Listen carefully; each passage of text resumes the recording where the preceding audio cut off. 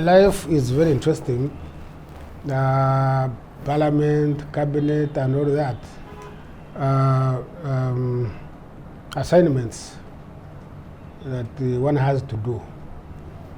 But if you are like me, who I believe has never been a career politician, you go there, you do your best, but at the back of your mind, you keep on knowing that you have to leave at one time or another. Actually, a point comes when you wish you should leave. So, you're asking about the transition. For me, it was easy because I knew the day I entered the government, the same door I passed through entering, I knew at one time it's the same I use to get out. So it has always been at the back of my mind, and I didn't get any shocks or surprises. It came when I was prepared for it, actually when I was yearning for it. Some people will be happy, others will be disappointed. That's life. So, given that scenario, I believe that leaders must lead and go and give way to others. So for me, and maybe that's because I'm not a career politician. There are some people who may be career politicians. I don't begrudge them. But me as a person, I thought when you leave, because you can never accomplish anything, give a chance to other people to do what you think you failed to do. So that's why I'm telling you, without fear of contradiction, that the politics life, to me, has ended. I'm now in my profession. The good thing is that this profession, I can practice it until the day I decide to go to the grave. I wish you could know how many people, even those who opposed me, have come to me to say, we are sorry, we want you back. And do you know what I tell them? I said, gentlemen and ladies, my tenure for politics expired. And today, even if they declare that Rushenyi is now free, there are no elections, and they appoint me as MP for Rushenyi. If they appointed me, I would turn down the appointment. But that chapter, to me, is closed.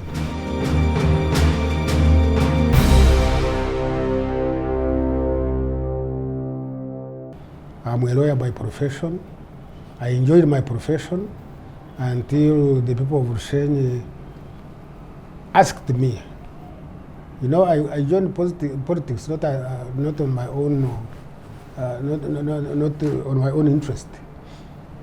It is the people of Rushenyi, when we are going to promulgate the Constitution, who came to me when I was a practicing advocate and said they wanted one of their own, a homegrown person, to represent them in the constitution-making exercise.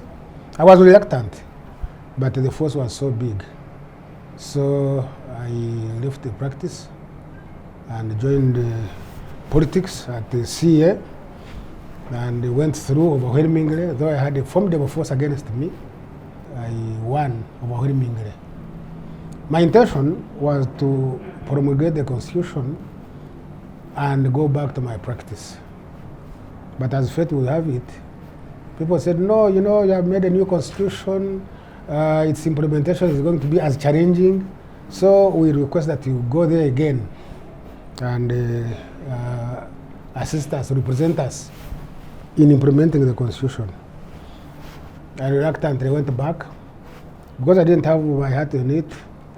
This time the late Kazora trounced me. Of course, I would never believe that I was trounced, but that's a story for another day. And I went back for practice for a short time. Unfortunately, as fate would have it, John Kazora died. Now people came back and said, now you have to go back. I didn't expect to take a long time in politics, but I took over 35 years.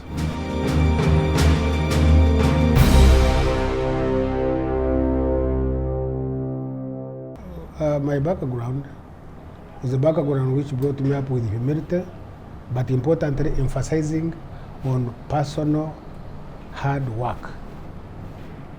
I am what I am because of nothing but dedication to work and fulfilling whatever I put my hands on. You can work for government, you can serve with the government, But if you're a person who wants to work for yourself, there are so many things you can't do on your own.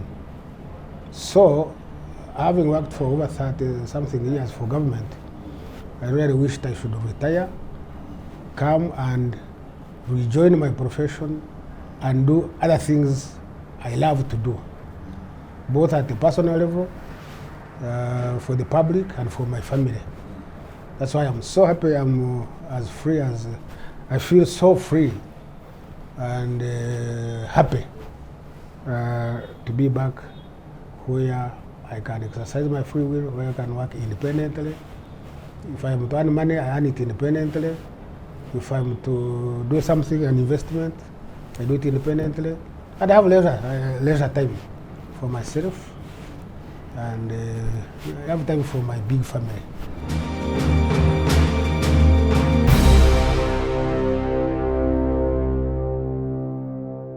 No. Our profession is very organized. We have levels of respect and chain of command. A judicial officer, anybody at the bench, is somebody, any lawyer, whatever age, whatever qualification, must respect. And in court, the reality is that now the majority of the judges at all levels, by the way, were either my students or my OBs, but the majority were below me. But that doesn't matter. I give them the respect they deserve. I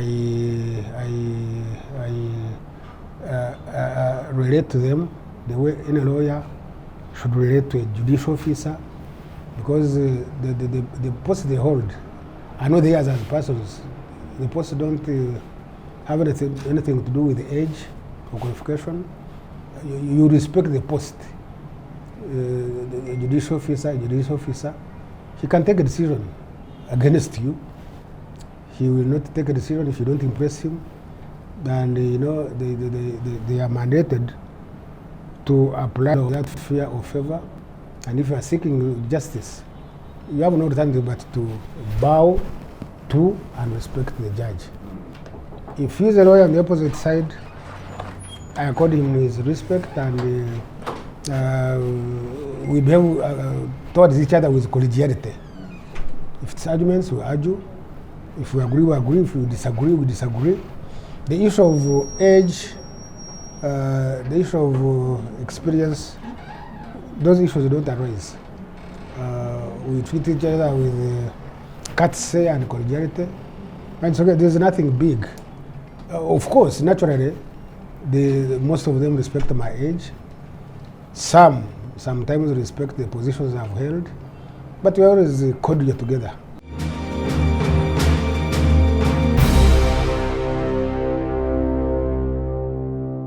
Unfortunately, no, especially the parliament today. There are things which happen there, and I say if I were there, I could have done them better. But I don't think I miss anything, nothing. This is a new parliament. The leadership is new. The membership is more than 70% new. So they come up with their own way of doing things. I don't have a problem with them. I look at the decision making. I look at the behavior, the decorum in the parliament. Some of the things, my feeling that I could have done them better, but it's okay. They are doing their best. The methods and means of doing what they do could differ from what we used to do, but that's it, it's okay. You know, everything with time, everything changes.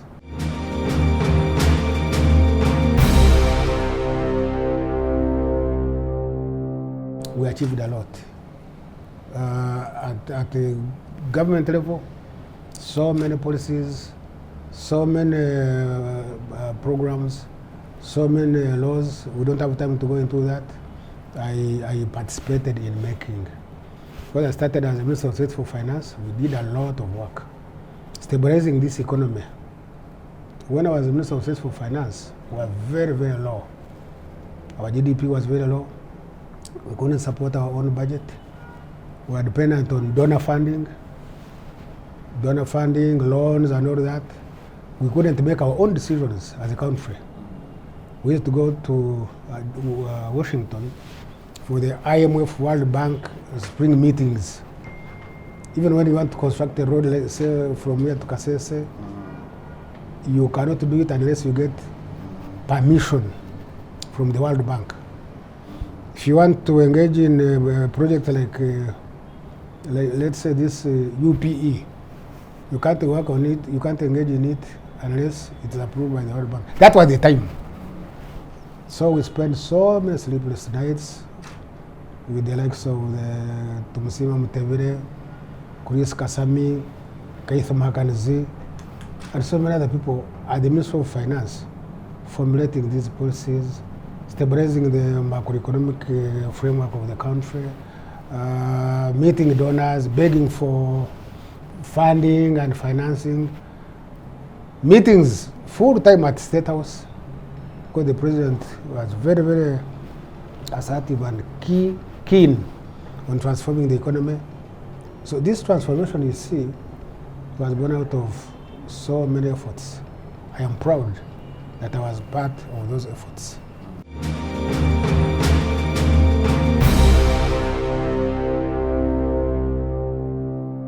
The whole of Rushenyi had only one township with electricity.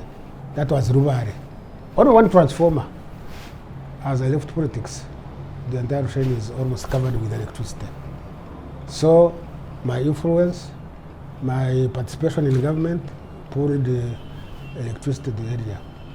When I joined politics, there was not a single tap of piped water. Now if you go to Rushenyi, there's water. Water got from so many sources within the constituency. There was a big this gravity flow water from Ngomba, which people knew but it was never worked on. We pulled water for about 30 kilometers, supply so many areas.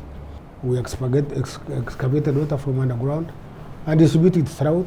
Roads, schools, because when I was Minister of State for Higher Education, we built so many schools and improved the secondary ones. So the general economic situation of Rushenyi improved about 1,000-fold.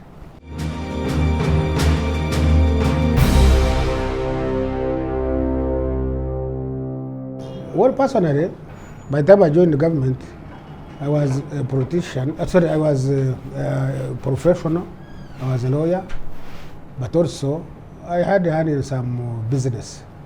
I continued doing business, but also my family preferred doing the legal work. So I continued with personal development. I had started real estate. I had my estates. When I was in the government, contrary to what people think, I continued to use my money from my own businesses to increase and expand my real estate portfolio. I have about 2 or 3 hotels, like housing estates, like farming. I'm very I do farming at a reasonable scale, dairy, agriculture. So I continued. I never stalled because I was in politics. And I can tell you, in the parliament there is a reasonable salary. If you utilize it very well, you can do a lot in terms of personal development. I prayed God for a big family. I have a big family, but I knew it doesn't stop at that. You have to prepare for the family. So I, all the time, full time, I was preparing on how to improve my economic situation so as to cater for the family and to give people employment. I employ so many people in my establishments.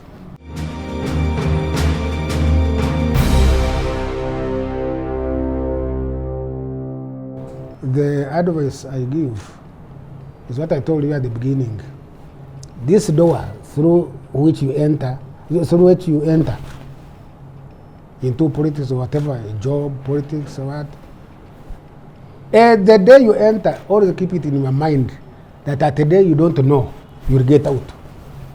So always have the feel of how outside feels, and know that when you go there, you'll be subjected to the same conditions that the people outside are subjected. You need to put in place a mechanism to maintain you at the level you are comfortable with when you are in politics, when you get out. That's one. Two, even when we are in big offices, be humble, because those offices are not yours. Remember that one time you will get out, and when you get out, you have to be an ordinary citizen. Don't have big airs, me in my ministry, I don't allow that, I cannot. No. Know that at one time, a time unfortunately you may not know, you'll get out. And when you get out, you should remain to be a human being.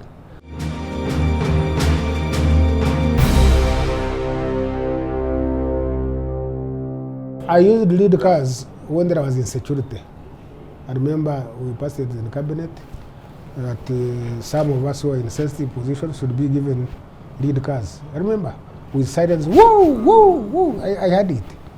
But to me, it didn't make any sense. I've never thought that anybody is interested in killing me.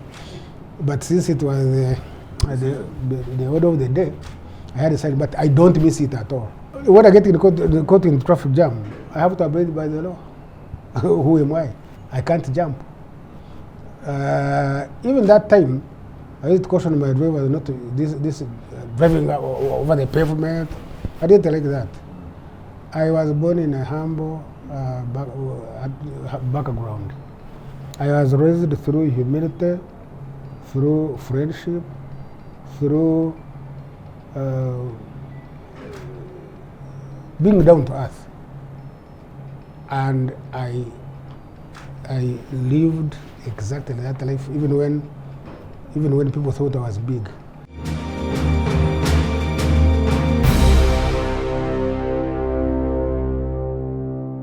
I think my family were less than peasant farmers because we just scratched the earth to coin a living. School fees for me was a problem. I remember my father used it to work, money work, in other people's gardens to get my school fees.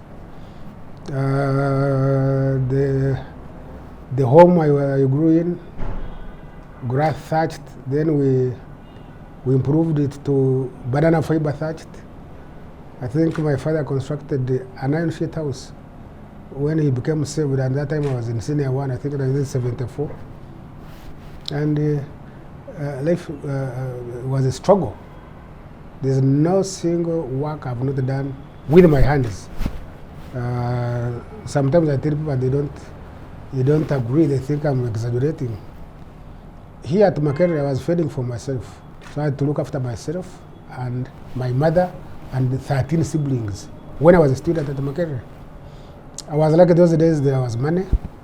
They would give us boom, boom, boom. To sustain myself and my family, I had to do all sorts of business and trade. Yes, I used to cut timber. Do you know how they call pit sowing? Pit sowing. You dig a pit down, you get 2 logs on top of the pit with the branches like this, cut a tree, put the tree on top of the logs, the logs. Then one goes down, another one goes up. What to use? To have long saws. You hold the saw. I'm an expert. I did pit sowing.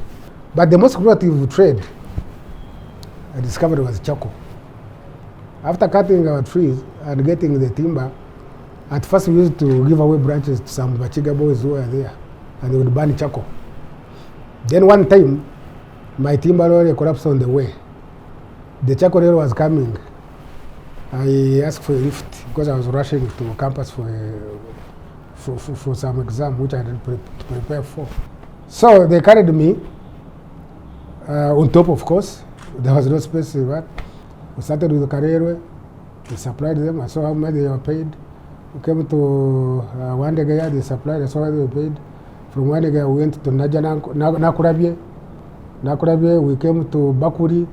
Bakuri, we went to Mengo. I saw that the charcoal was more lucrative than our timber. And after all, they were getting the money straight away. Yet for timber, I used to put in, I had a chavanda in Kawempe. You put their timber, you wait, but for them, they're getting money instantly.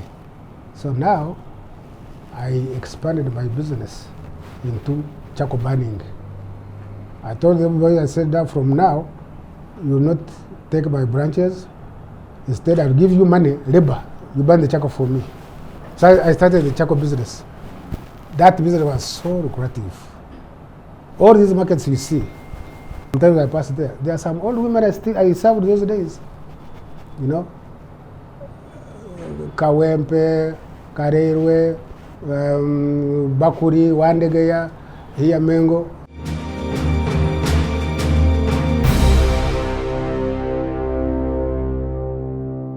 I took my name after him.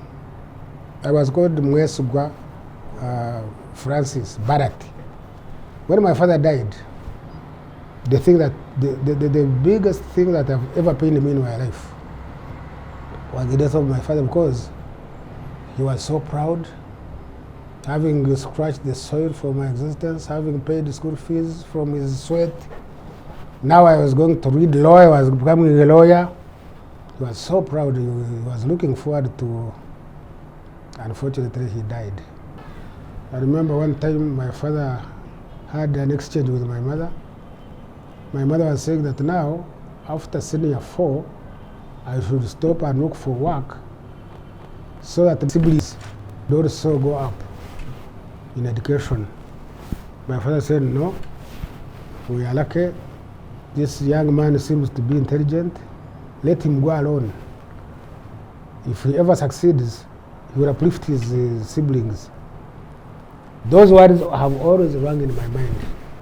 If you ever meet a person, for whatever reason, in whatever circumstances, make them friends. They will assist you.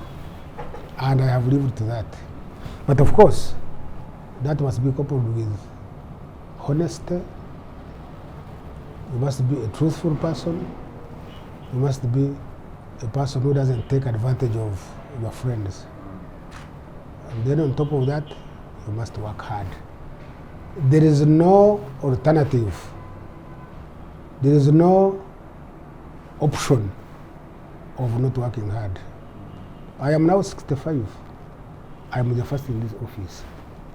Yes, it's my office, I'm the overall managing partner, but nobody. I have 16 lawyers. They are here, you can call them. Nobody comes here before me. 6:45 every day. If you know there is jam, then you should calculate what time to leave home to avoid the jam. That's what I do. I live in Mwesigwa, and there is some jam. But if there are days of terrible jam, I adjust my time of leaving home so that I beat the jam. You don't come and tell me, oh, you know, I was in a jam, you know, it rained. No, work doesn't stop because of jam. Work doesn't stop because of rain.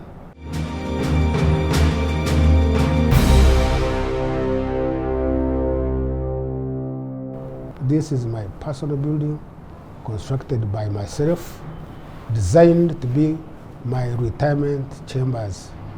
I have everything that I enjoy. I still enjoy my beer every Friday. I take a beer every Friday. And to be specific, I take Guinness Stout. Guinness Stout every Friday, strictly after 5. 5 o'clock, I start on my Guinness. I don't want you to ask me up to when. No, up to when the body decides that I no longer want to drink.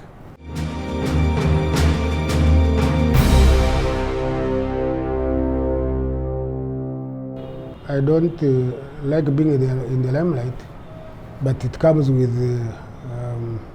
the responsibilities of addressing people who are in the limelight. So you see yourself in the papers, on TV, But the work, the legal work, is work like any other. Even if it was a chicken thief, you'd still do the same work, the same research, the same presentation like the high-profile people. The only interesting aspect of it is that sometimes it goes with a lot of rumors, negative connotations, threats, appeals. Oh, why are you in this case? What people now, Rukutana, you are in this case defending, da, da, da. But those ones are the normal eventualities of our profession.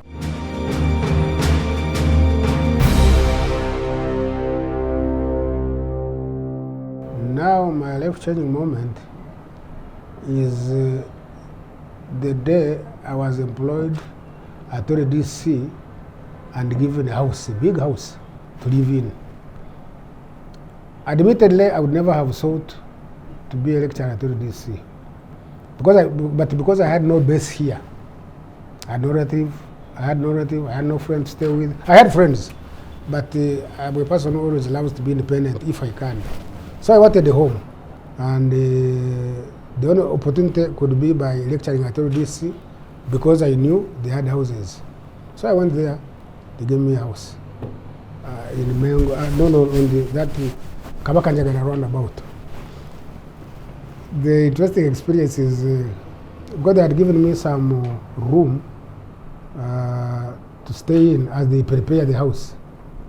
So they prepared the house, 4 bedrooms, painted it. Then eventually they said, oh, your house is ready, and the driver is there to take you. Me, I thought it was a car. It was a huge lorry. so the driver of the lorry said, okay, let's go. We went where I was staying. And he said, but sir, we are alone. You are alone. Can I hire boys to lift the properties, put on the lorry? You can't do it alone. I said, no, don't worry. I had a 2-inch mattress. I remember I had a jerrycan and a basin and a stove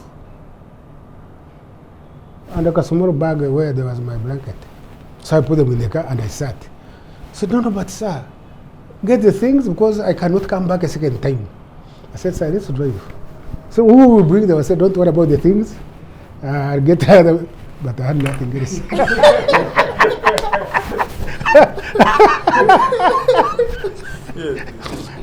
So we drove to my house. I put my basin and the chap and the stove and all that in the corner. Each and every room became a rentable property. So I started earning rent from.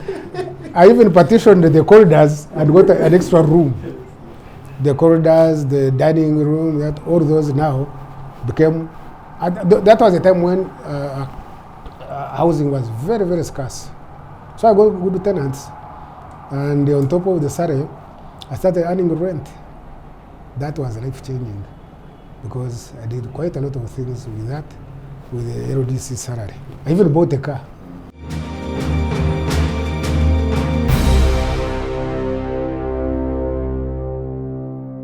You see me here. You know, in the politics, they say in the politics you have so many enemies. I don't have a single person I regard as my enemy. Yet I'm a very quarrelsome fellow. We quarrel, we do what? When I was still energetic, I would fight, but I never have a grudge. You would be telling a lie if you said, we know Rukutana hates so and so. No. I even think that there are no people who hate me. No. You know, the politics, it can be tough. Scuffles, quarrels. So I free my mind. So I have constant peace of mind. I enjoy my life. I enjoy my drink, as I told you. I enjoy dancing with my children. When you find me dancing with my children, you want to believe that they are my children. And God blessed me with many. Most of them are adults like me. I have about 15 grandchildren. Sometimes we go dancing with my children, my grandchildren, yes. And that's life. For me, that's my life. I'm not shy about it. I don't hide it. It's my life. I'm happy with it. And I know my God is happy with it. Yes. If there's anything, you know, I'm very, very religious. People don't know that, but I'm highly religious. Most of my ways are actually born again. But when I'm praying to God and asking for forgiveness, one of the things I know He'll never condemn me for is marrying many wives. No. What sin is it? I marry them, I look after them. They produce their children, I look after them. So what sin have I committed? So there are how many? I know that's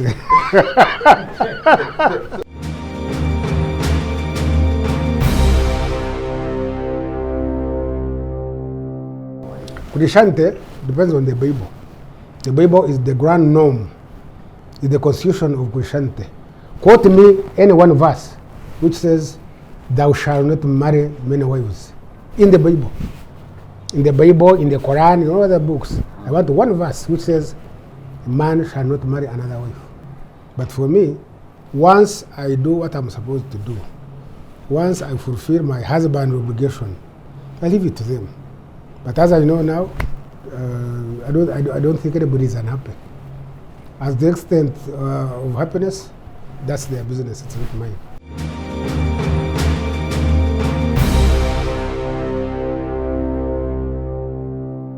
The regret is that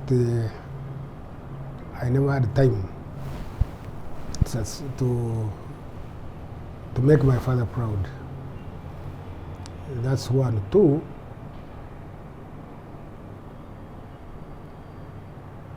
I had so many aspirations, so many things I thought I would do. But now it is dawning on me that at 65, there are some of my aspirations and visions I can no longer achieve. But I have now come to appreciate that I'm being ungrateful to God. Actually, God has given me more than I've ever prayed for. So I say, those things I never achieved, God has blessed me with a legacy, with children. They should build on what I've left and go to higher heights.